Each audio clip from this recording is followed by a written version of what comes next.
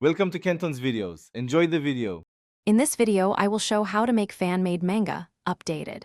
Start by choosing a compelling premise and emotional through-line, then map 3 to 5 key beats per chapter.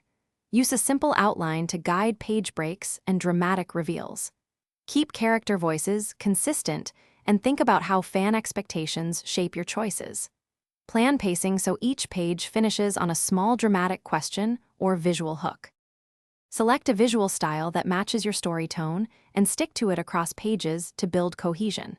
Experiment with panel grids and negative space to emphasize quiet moments or fast action. Create strong silhouettes and color accents even in grayscale to help readers distinguish characters instantly.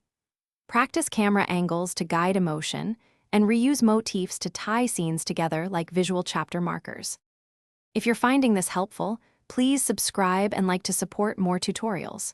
Quick recommendation: the Echo Dot smart speaker brings ambient playlists and timers to your drawing setup, so you can cue focus music and stay in the flow while inking pages. It's compact and fits on a drawing table without hogging space. Check the description for the link and other deals, and now let's get back to the video. Lettering should be clean and legible, with breathing room for each speech bubble and clear emphasis for whispers or shouts. Always credit the original creators and label your project as fan-made to show respect and transparency. Be cautious about selling fan works. Consider free release or patron support structured as tips to reduce legal risk. When in doubt, seek permission or advice from creator communities. Thanks for watching. Consider subscribing if we helped you.